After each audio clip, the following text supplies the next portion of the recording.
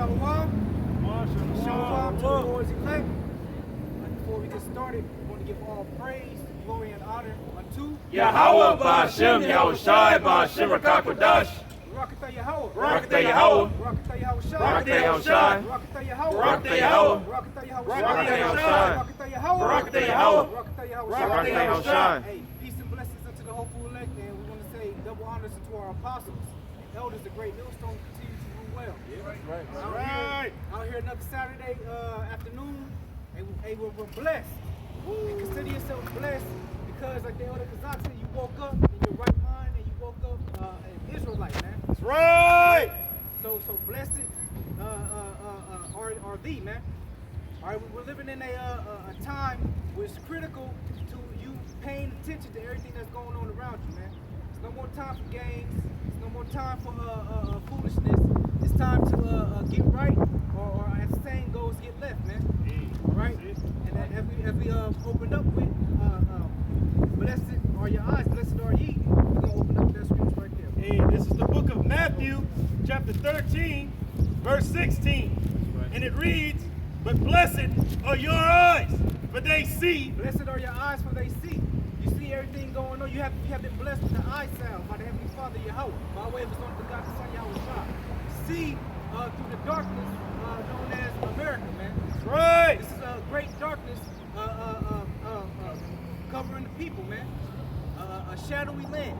Everybody walking isn't blessed as you are blessed, man. That's right. Go ahead. And your eyes and your ears, for they hear. Your ears, for they hear. They hear this heavenly word, this message, this gospel being brought forth, beginning with the apostles, elders, great millstone, from the men you see here today, man. And they're not offended. And they're not offended. That's the main thing. You can't be offended by what the word is saying. Blessed is thee who's not offended in you, man. This is not God's. This is not God's country. Babylon. Africa is not God's country. Asia is not God's country. Russia is not God's country. The country and the land that the Lord have chosen to be His own is the land of Israel. But right now it's occupied by impostors. And the Lord is going to deliver His people from all lands. Hold on, from all lands on the face of the earth, and bring them back to that land. That's how the Lord is going to establish His great name again in the earth. That's how the Lord is going to do it, because everybody think what they want to think. The scriptures say clearly who the Lord has chosen, what the Lord's going to do, what land is the Lord's, and where the law is going to come from. And it's important to note also, too, about those chosen people. Yeah. We've been scattered all across the globe. So we're going to look like this. So we're going to be not only in Africa, we're going to be in China, we're going to be in Russia. And because we laid root and laid seed there, we're going to come back in these last days looking like those nations and speaking their language. Okay, but in the scripture it says, he promises people, he's going to take his people to a large land. That's the land of Israel. I told you how big it is. It's bigger than America. It's bigger than Africa. A large land flowing with milk and honey. What land is that? What does milk and honey mean? I'm just saying, But the milk and honey means that it's going to be a fertile, fruitful land. Right. I get it. Land of hills, land of plains. And is there any more fertile land than... No, it's not Africa. And this land was actually known as the land of Canaan, New Canaan. This land right here we I'm not own. disputing you. I'm just sharing my opinion. It just goes to show you. Like a rhetorical question. Just Yeah. saying, in the scripture it says, I'm going to move you to a large land. But you know, the Israelites were also living in a place called Goshen, right? In Egypt. In Egypt. And that place called Israel is proximity to Egypt. They lived there for over what, 400 years? So they're going to have evidence that makes it look like Israel, because Israelites live there. You compare what I'm saying? It looks like how you... captivity. Right. But no, they were living there as free people. Yeah, For 30 years. 30 No, years. No, 30 hold on. years. That's No, what hold on. the The scripture Israelites lived in Egypt Goshen. freely, Can you get Goshen, that for 30 years. Under the leadership of our forefather Joseph. That's right. Okay? For only And when, 30? for Yeah. 30 years. No, Well, hold on, 30 years. freely, for 30 years. Then when our forefather Joseph died, there arose a new king And over all that Egypt, generation Okay, died. who didn't know the works of our forefather or our people. And they drove us to captivities, and we served captivities for 400 years, which was a prophecy given to our forefather Abraham. But Goshen, they lived there separately. That was the land that Joseph chose and told the Right. Pharaoh that me and my people will stay on this land. Right. So what I'm saying is that they were living there without Egyptian influence. For 30 years. No. 30 years. That's 30 not- years. can I- Because can I what, say? no, Can I 'cause what say? you're saying goes against what the scripture says. Yeah. No, what hear me out first. Hear me out first. I'm saying they lived there like how you call the ghettos. That was their ghetto. They didn't have like Egyptian influence But there. Gershon wasn't a ghetto. It was the best ghetto. part of the No, land. right. It was turned into a ghetto. Get my point now. What kind of ghetto? It was a better land. You were shepherds. Joseph said, go tell them that you are shepherds so they can give you Goshen.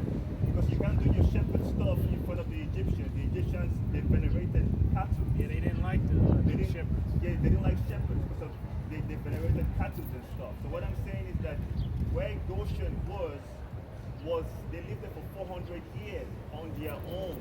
It was not like they were mixing with the Egyptians. They weren't mixing with the No, Egyptians, but they were enslaved by they the were, Egyptians. they were enslaved finally, but they had their own quarters. Right. That's what I'm trying to say is that where's Goshen? In Egypt. Okay. But we left Egypt to go to our Let me ask land. this one. Are you not okay? You know what? I'll do that alone. We gonna I get got something. This is how we got from land to go to. I'll leave that alone. I got Isaiah 14 and 1. Hold that. You got that. Bring it up. This is Genesis chapter 47, and I'll start from the top. How we got into the land of Goshen. After Joseph delivered Egypt and the surrounding nations from a great famine that hit the earth. Good, huh? So this is Genesis 47 and 1. It says, Then Joseph came and told Pharaoh and said, My father and my brethren and their flocks and their herds and all that they have are come out of the land of Canaan. Now that was the land, the fruitful land, but the Lord is showing the point that he even smote the land that was fruitful and abundant with the famine, so that all of our forefathers would go into Egypt, where Joseph already was, to make a point, to make us a great nation. We went in 70 souls, came out 500,000. Good, huh? They're coming from the land of Israel into Egypt.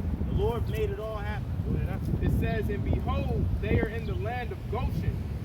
Hey, so they're coming with their cattle from the land of Canaan to get grain in Egypt, where Joseph is, and Joseph got them a land for their cattle and for their goods and for their children. Good, huh?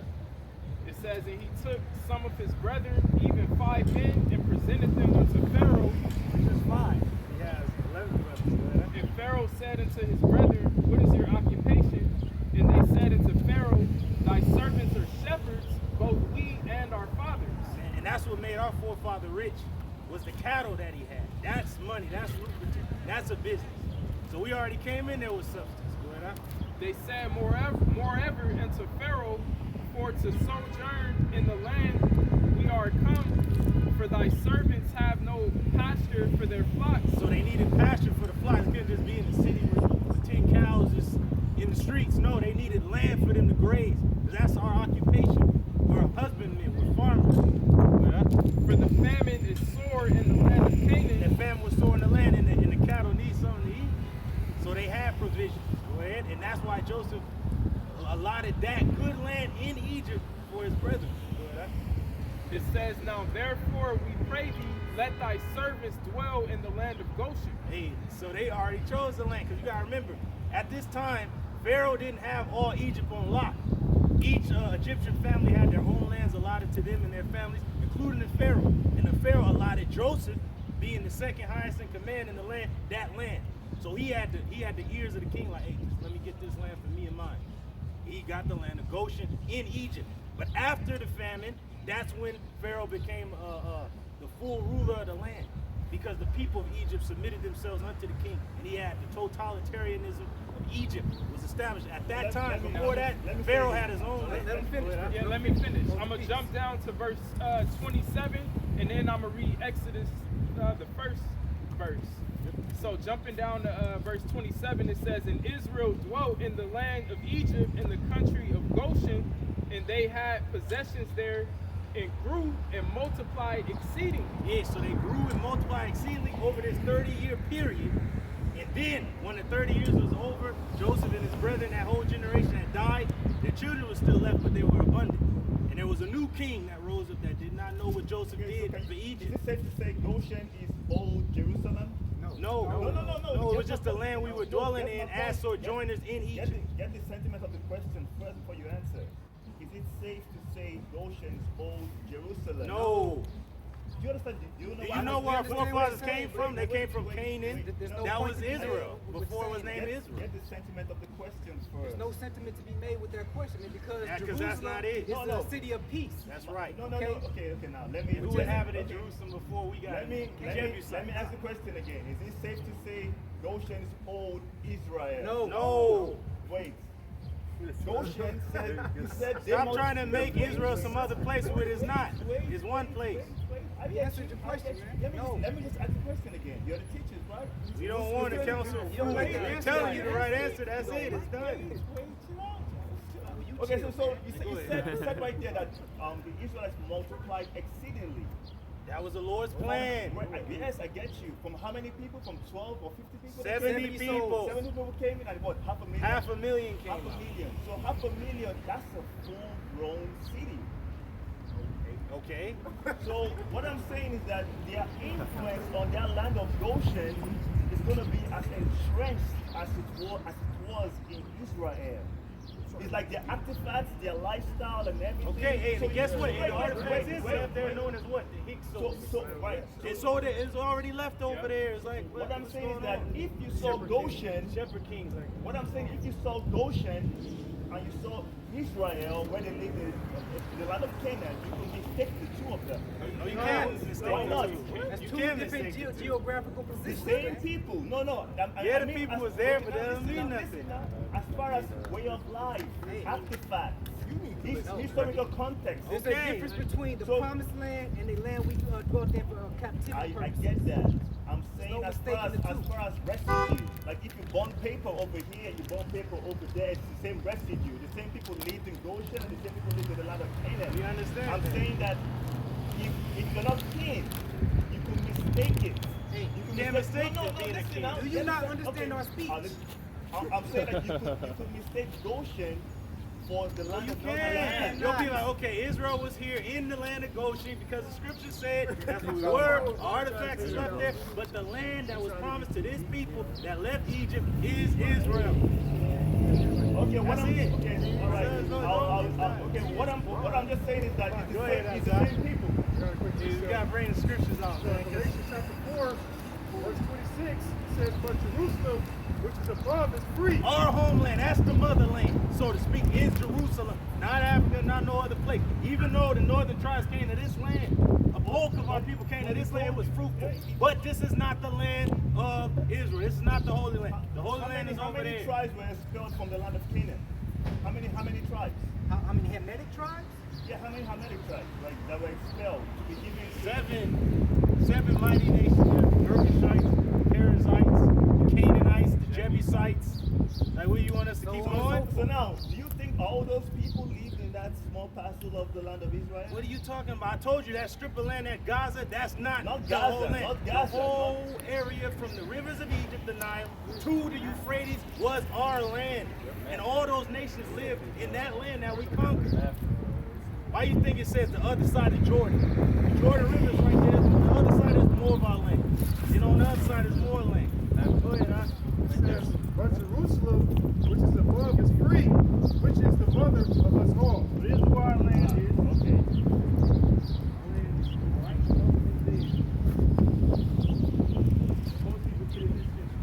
Oh, just a little strip. No, what's the math? Please show. What's the math of land?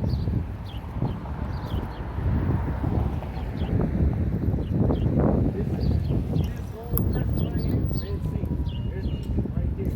All this right here, that's Israel, right? All this land right here is this little strip. All this. And you also have to keep in mind the construction of this map was constructed by the devil. A lot of these lands are a lot more bigger than what people Yeah, Some I of them agree. smaller. I agree. Because you getting caught up in like, how did that, that little bitty land, it's No, not a little bitty land. I hear you. It's all And scaled. plus- It's all scaled. and I plus- get you. Plus, you'd be like, okay, Africa's better and South America's great. But you got to remember where Israel is geologically placed. It's the center of the earth. So if you want to trade with every nation in the world, they got to pass through.